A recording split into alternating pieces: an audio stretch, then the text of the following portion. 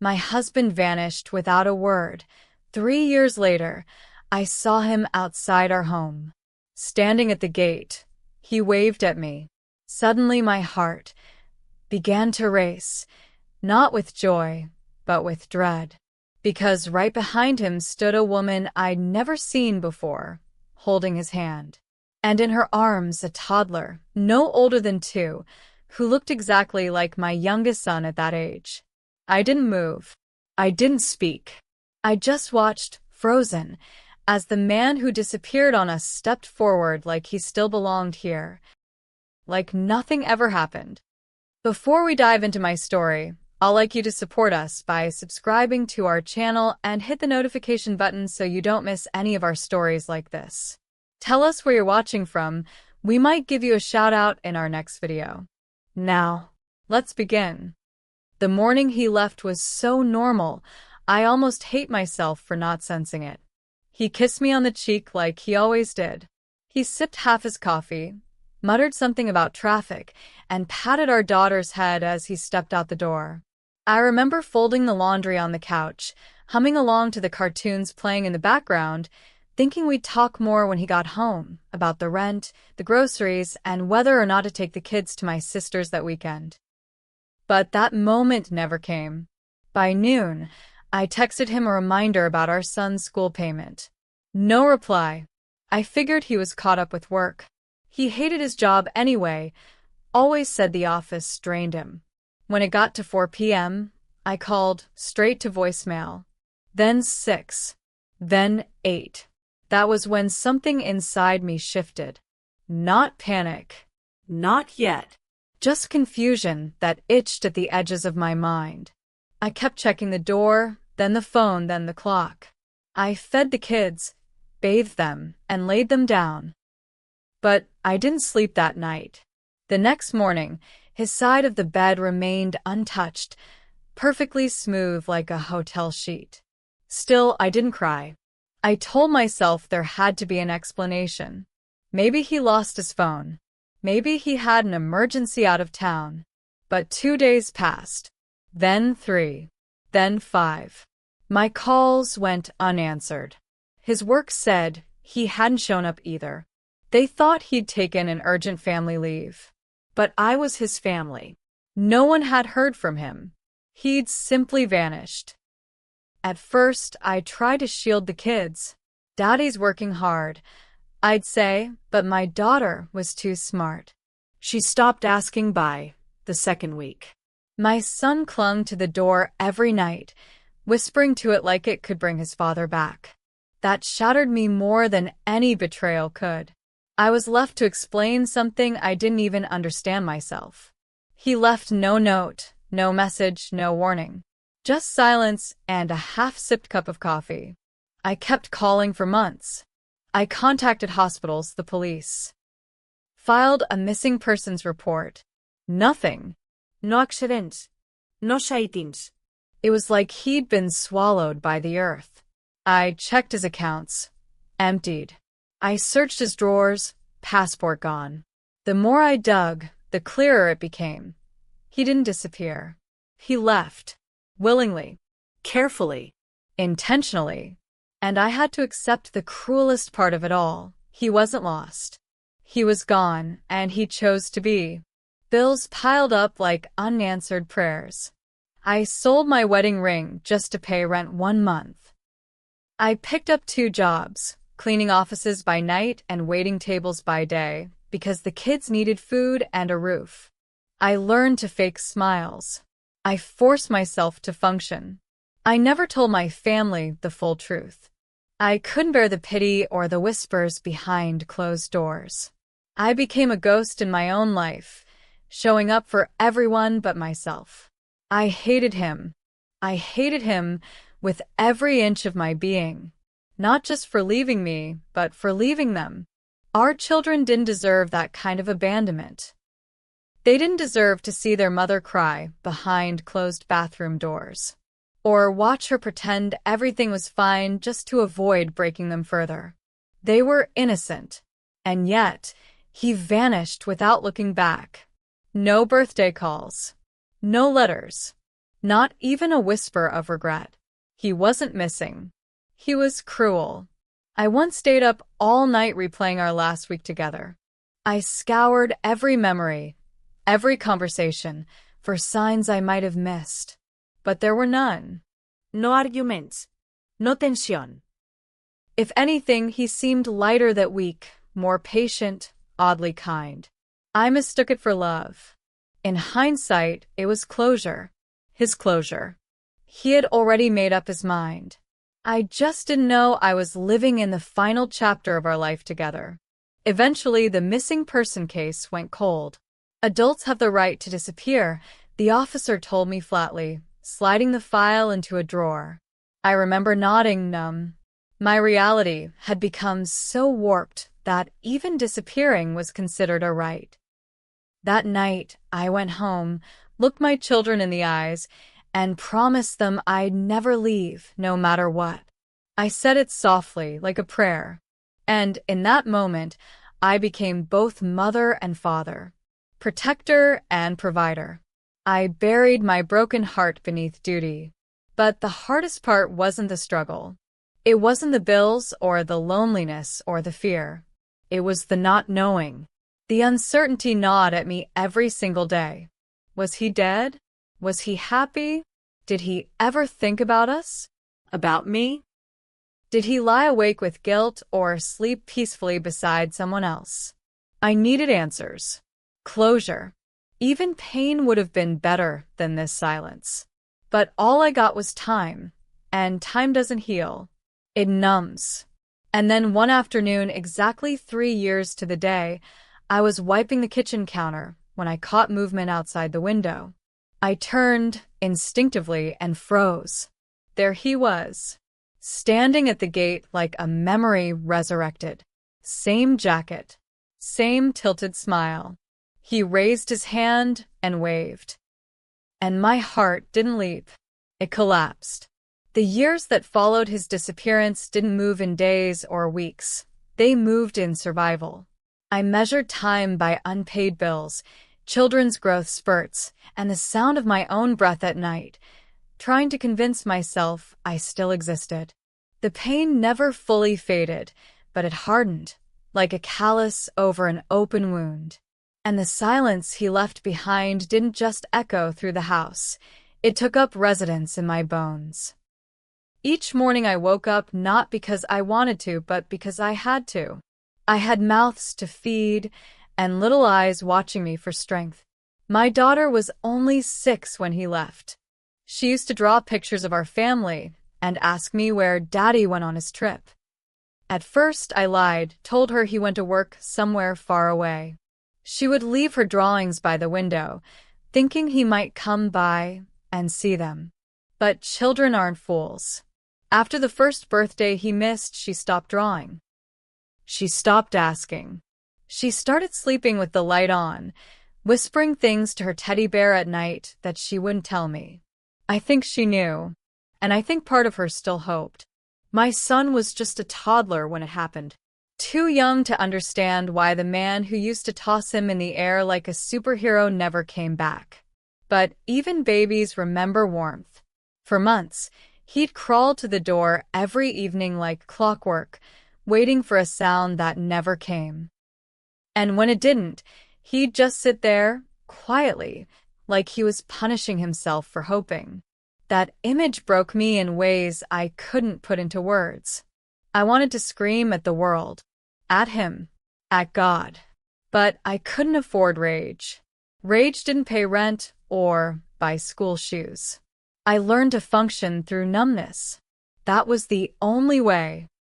I dropped the kids off, clocked in, cleaned floors that weren't mine, smiled at strangers who never looked me in the eye, then came home to cook meals I could barely afford. On nights when the kids slept early, I'd sit on the edge of the bed and let silence wrap around me. Not grief, not even sadness, just an emptiness that felt like a second skin. It was in those moments that I realized something terrifying. I had stopped waiting. I didn't expect him back. I didn't believe he ever would. But forgetting someone doesn't mean forgiving them. I tried dating once. A kind man from church who said all the right things. He brought flowers and listened when I talked. But when he touched my hand across the table, I flinched. Because a part of me was still locked in a moment from 3 years ago, the day a man I trusted walked out the door without saying goodbye. I wasn't afraid of being loved again. I was afraid of being fooled again. That's the part no one talks about. Abandonment doesn't just take someone from you. It takes you from yourself. People around me had opinions. My sister said I should take him off the lease. My mother said I needed to move on and stop dragging my sorrow like a shadow. Friends stopped inviting me to gatherings, unsure whether I'd show up as a woman or a wound. Some days, I wanted to stand in the street and shout the truth. He left me. He left us. And I don't know why. But I never did. Because pride was the only thing I had left. I clung to it the way drowning people cling to driftwood. But in the quiet of the night, when the kids were asleep and the world was still, I'd let the mask slip. I'd lie awake and replay conversations, search his name online, check old email threads for clues. I never found anything, no updates, no activity, no photos. It was like he'd scrubbed himself clean of me. And yet, my phone never changed numbers. My address remained the same. If he had wanted to contact me, he could have. He just didn't. That knowledge carved itself into me until I stopped bleeding. There was one moment, one night, that still sits heavy in my memory. My daughter had a school event. A Father's Day presentation. She begged me not to make her go, tears in her eyes. "They'll ask me where he is," she whispered. I told her we could stay home. I made popcorn. We watched movies and painted each other's nails. She smiled, but it didn't reach her eyes. That night, I wrote a letter I never sent to him. It said, "You missed this. You missed her. And no apology can ever give it back." I tore it up before the sun rose. The world kept turning. I got better at budgeting, better at hiding how tired I was, better at smiling in parent-teacher meetings like I wasn't constantly counting pennies in my head. I even started saving $10 a week, folded tightly in a jar hidden under the sink. Not for me. For them. So they'd never know what it meant to be left behind. I built a life with scraps and threadbare hope, telling myself that every breath I took was a rebellion against the pain he planted. And then, on a day like any other, he returned. It was a Saturday. I was wiping down the kitchen counter while the kids played outside. I looked up, just to glance out the window, and there he was, standing at the gate. Same face, same stance. Except now he had a woman next to him, and in her arms, a child. A little boy with his dimples. My breath caught. My hands trembled. Time did not stop, but something inside me did. He waved. Like it was normal. Like he hadn't shattered our world and vanished into thin air. I didn't wave back. I didn't move. I didn't blink. I just stared at the man who walked out 3 years ago, wondering what kind of lie he was about to bring through my door. I didn't know how long I stood there, frozen behind the curtain. The sponge in my hand had long since stopped moving, a small trail of water dripping onto the kitchen tile as if time itself had sprung a leak. Outside, he stood at the gate with that same crooked smile I used to know, like he expected me to run out and embrace him, like the last 3 years had been a long misunderstanding and not the betrayal they were. But it wasn't just him. It was her, the woman beside him. Slim. Neatly dressed. Smiling politely like she knew me. And the child. He couldn't have been more than 2. He clung to the woman's neck, but his little eyes peered over her shoulder, scanning the house. And for one gut-punching second, I wondered if she had ever looked through my old photo albums. If she had ever seen pictures of my children and decided to recreate the life I had lost. My fingers clenched the edge of the sink until my knuckles went white. I wasn't just stunned. I was insulted. That man left me for dead, and now he came back with the second act? He waved again, more hesitantly this time. My body moved before my mind could stop it. I wiped my hands, walked through the living room, and opened the front door. Not all the way. Just enough for him to know I was there, and for the wind to carry the venom in my voice when I said, "What do you want?" My words were colder than I intended, but I didn't apologize. Not when I had every right to be cold. Not when I was staring at the man who once promised to protect me, then disappeared into the silence, like I never mattered. He had the nerve to look hurt. "Can we talk?" he asked. Just like that. As if 3 years of abandonment, silence, and shattered trust could be unpacked on the porch like a box of groceries. The woman beside him gave me a small nod, as if asking permission. And that's when I realized something else. She wasn't surprised to see me. She knew who I was. She had been briefed. This wasn't an accidental visit. This was a plan. My eyes narrowed, and I leaned against the doorframe, refusing to invite them in. "I don't talk to strangers," I said calmly, never breaking eye contact. "And that's what you are now." I saw the flicker in his expression, a crack in the carefully constructed mask he'd worn. He looked older, a little thinner, but the eyes were the same ones that once looked at me with love and later looked away without guilt. He took a step forward, hands up like I was some wild animal he didn't want to spook. "I owe you an explanation," he said softly. "You owe me 3 years," I snapped. "And a father to my children." At the mention of the kids, the woman stepped back instinctively, like she didn't want to be a part of whatever came next. The little boy clung tighter. My eyes fell on him again, and for a moment, I couldn't look away. He had the same nose my son had when he was that age. Same soft curls. The same little frown when he was nervous. And that's when the nausea hit me. This wasn't just some woman. This wasn't some random child. This was his child. Born while mine were still asking where he had gone. "I didn't come to fight," he said quickly. I wanted to see you." To see them. The kids. Now I laughed. It was bitter and sharp. "Oh, now you want to see them? When it's convenient for you. When you've built yourself a brand new family." My voice cracked, but I refused to let tears fall. Not here. Not in front of her. She looked uncomfortable, glancing at the boy and stroking his back like this was all some awkward misunderstanding and not the emotional equivalent of a car crash in my driveway. "I made mistakes," he said, voice low. "I was overwhelmed, scared. I didn't know how to fix things. You didn't try. I cut in. You just left. No letter. No call. You emptied our accounts and vanished. That's not a mistake. That's a decision." He hung his head for a moment.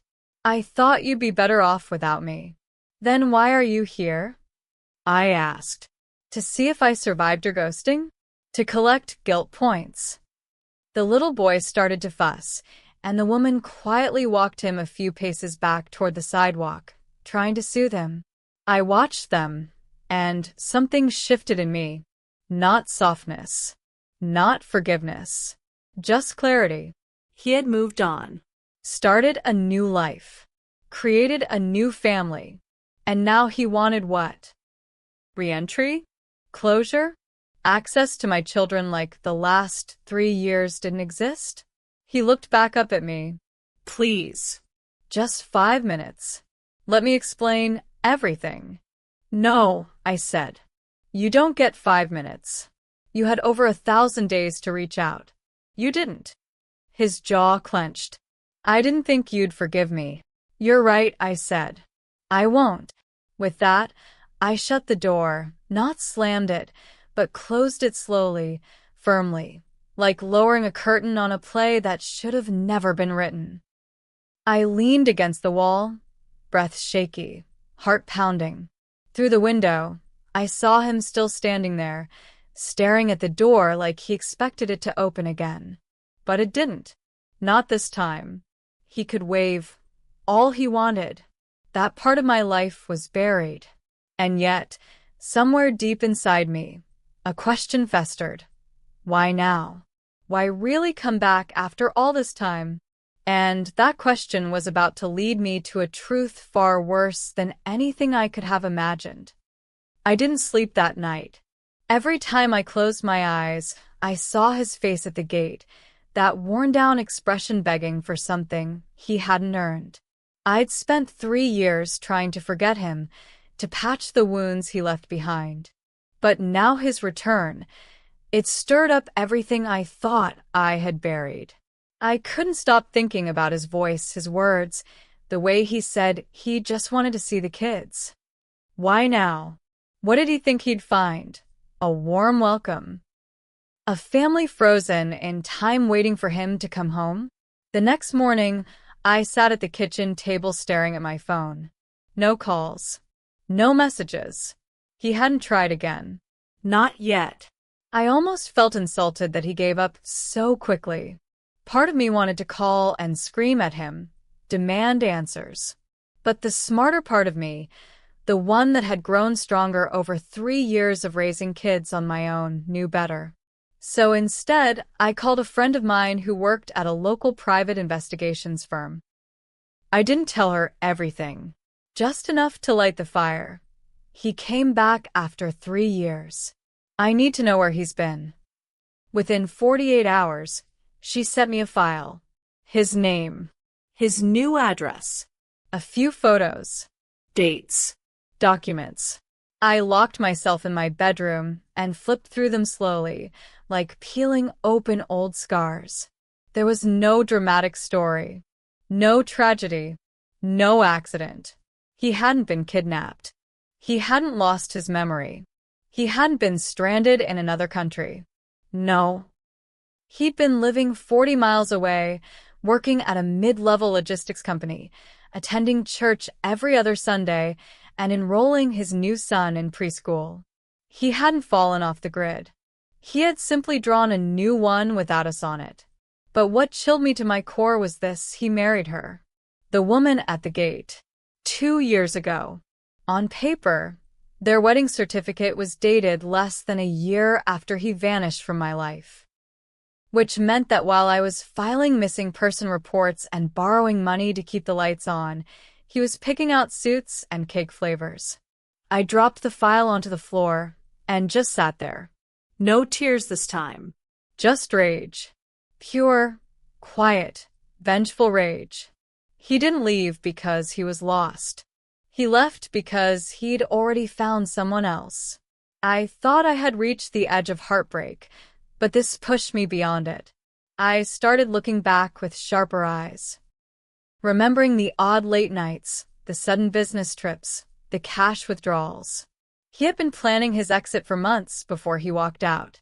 I had just been too in love, too trusting, too busy raising our kids to see it. And when he left, he didn't just abandon me. He erased me. Like I was a phase. A mistake. A lesson. A week passed. Then 2. And just as the dust began to settle again, he called. I didn't answer at first. I let it ring. Again. And again. Finally, on the 5th attempt, I picked up, more for myself than for him. I needed to hear what kind of lie he would come up with. His voice was quiet, nervous. I know I don't deserve it, but I just want to talk. Please, just let me explain. I agreed. Not because I was curious, but because I wanted to see if the man who destroyed my world had the guts to look me in the eye while doing it. I met him at a nearby coffee shop. Neutral ground. Public. Safe.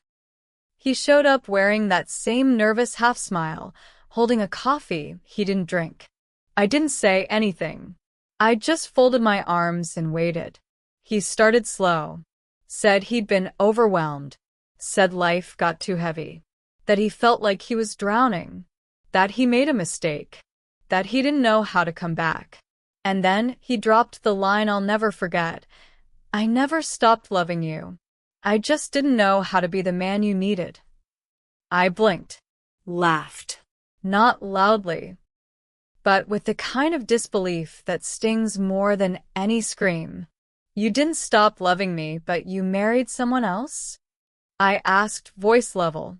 You didn't know how to be the man I needed, so you decided to become the man she needed instead? He looked down. She was easier. Less pressure. I didn't have to live up to anything. I couldn't believe what I was hearing. Easier. Like I was a job description he failed at. Like raising his children and being a partner was some burden he never signed up for. I stared at him and realized, right there, that I had wasted years mourning a coward. A man who didn't just abandon his family, he traded it in for convenience. He tried to soften the blow. Said he wanted to reconnect with the kids. That he missed them. That they deserved to know their father. I stared at him, completely numb. You don't want to reconnect, I said quietly. You want redemption. You want to ease your conscience. But that's not my job. And it's not theirs either. He begged. He said he'd pay child support. Said he'd be consistent. Said he'd do whatever it took. But I saw through it. This wasn't about the kids. This was about guilt. About image. About rewriting a story that he had torn apart long ago. And I wasn't going to let him edit the ending. You don't get to walk out of someone's life and return like you're still part of the story, I told him as I stood. You chose your chapter. You closed this book. And now, I'm writing the rest without you. I left him there, still holding the coffee, still searching for the right words to cover 3 years of silence and betrayal. But there were no words strong enough, no apology big enough, and no path wide enough to walk back into the life he discarded like garbage. But I wasn't done yet, because if he thought that coffee shop conversation was the end, he hadn't seen what I was capable of when I stopped hoping for closure and started preparing for consequences. The truth has a strange way of clawing its way out when you stop searching for comfort and start demanding answers. After that meeting in the coffee shop, I couldn't just move on, not because I still cared about him, but because something in his story didn't sit right. The way he avoided timelines. The way he chose his words. The nervous twitch when I mentioned our old bank account. He said he left because he was drowning, but no drowning man has time to carefully transfer funds, sell investments, and erase his digital footprint. This wasn't fear. This was strategy. I pulled out the file my friend had given me, the one I hadn't finished reading, and sat on the floor with a notepad, highlighter, and a determination I hadn't felt in years. I cross-referenced dates. Noticed the overlap between the time he disappeared and the time he applied for a new joint account with her. I saw receipts from a weekend retreat 3 weeks before he vanished. A romantic getaway. Meanwhile, I was at home managing a feverish toddler and calling neighbors to borrow cough syrup. I stared at the hotel booking confirmation, my eyes burning. It got worse. I found emails, ones he hadn't deleted, messages to a lawyer, drafts of a separation agreement he never sent, and then a signed lease agreement for a condo in her name, with his as co-signer, dated just 4 days before he disappeared. He wasn't lost. He had relocated. He wasn't confused. He was prepared. I wasn't the woman he left behind. I was the obstacle he cleared out of the way to start over. But the final crack in the mask came when I checked school records. Not hers. His. He had enrolled in a weekend business program in another city under his middle name 6 months before he vanished. That's where they met, at the university. It wasn't an accident. It wasn't fate. It was intentional. And by the time he looked me in the eye and said, "I still love you," he had already built a second life, one document at a time, while I had begged for breadcrumbs of truth. I felt sick. Not just for myself, but for my children. For every bedtime story I told alone. For every school event where I smiled through the pain. For every time I told them their father might come back, and they believed me. I wasn't going to let him slither back into their lives under a false halo. Not when I now held proof of his betrayal. Not when I knew the extent of his deceit. So I called a lawyer. Not just any lawyer, a ruthless one. The kind that didn't blink at complicated cases. I handed her everything. The accounts, the property transfers, the school records, the emails, the marriage certificate. And I told her what I wanted: child support backdated from the day he left, compensation for financial abandonment, full custody, legal documentation to bar him from unsupervised visitation. I didn't want revenge. I wanted record. I wanted accountability burned into paper, so no judge, no teacher, no future employer could pretend he was just a misguided man. I didn't warn him. I didn't call. I let the paperwork do the talking. Within weeks, he was served, at work, in front of his new colleagues. My lawyer said he looked stunned. Good. Let him know that walking away doesn't erase responsibility. That just because I spent 3 years in silence didn't mean I was powerless. His wife called me that evening, angry, desperate, confused. She said she didn't know the full story, that she thought I had walked out on him. I almost laughed. The lies he fed her were so ridiculous they could have been fiction. But then she said something that made me go still. He told me you cheated on him, that you were unstable. That's why he had to leave. Unstable. That word echoed in my chest like a scream. He hadn't just erased me. He had repainted me, recast me as the villain in his new love story, so he could enter it guilt-free. And she believed him. For years. She even told her family that he was a man who rescued his son from a toxic home. That was the narrative they'd built. The one my children would have to walk into if I didn't stop it now. So I sent her the documents too. Every email, every booking, every receipt. I didn't send it to destroy her. I sent it so she'd see who she really married.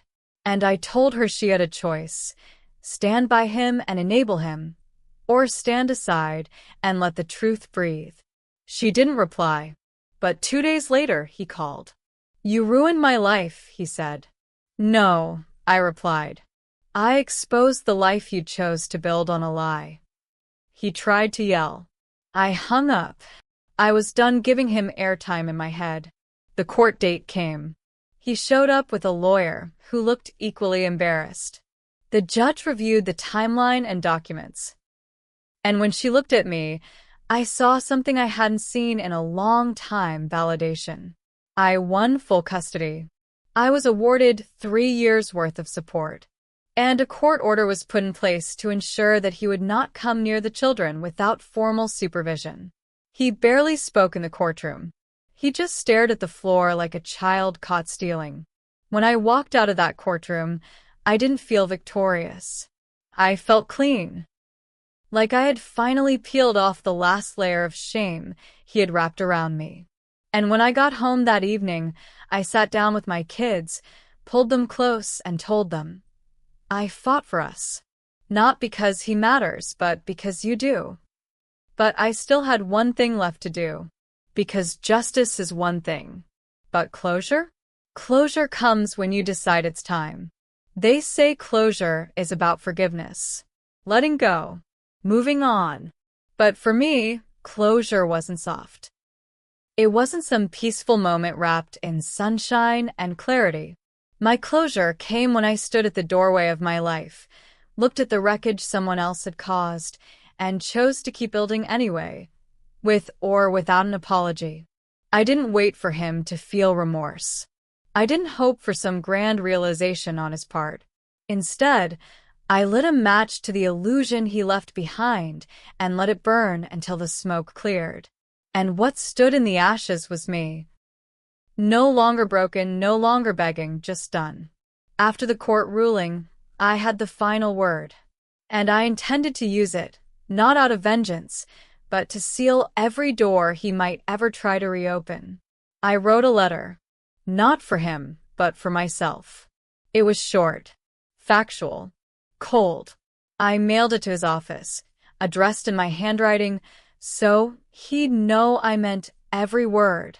It read, "You abandoned your family. You lied. You stole time, peace, and innocence. The court has ruled, and so have I. This is the last time you will ever hear from me outside legal obligation. I owe you nothing. My children owe you nothing. If you ever feel regret, let it live where you do now in silence." I didn't sign it with love. I didn't sign it with hate. I signed it with my full name, no longer hyphenated with his. A week later, I changed our locks. Not because I feared he'd try to come back, but because I wanted the symbolism that he would never cross that threshold again. Not physically, not emotionally, not through whispers passed down to my children. I had started over with broken pieces, and those pieces had turned into something stronger than the life I had when he was here. I noticed the change in my children too. They had questions, of course they did, but I answered them with truth. I didn't poison their minds with bitterness, but I didn't lie to protect someone who chose not to protect them. "Your father left," I told them gently one evening over hot cocoa. "Not because of anything you did, not because we weren't enough, but because some people run when love requires effort."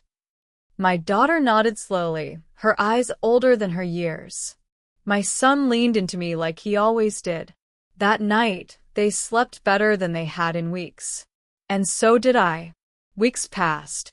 Life settled again, but this time, differently. Not in the shadow of what was lost, but in the quiet strength of what remained.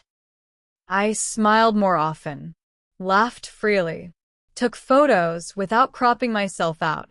I redecorated the living room, painted the hallway, replaced the mirror in our bedroom. Little things, but they mattered. Every brushstroke, every new pillow, was a declaration. This is my house. My story. My rules.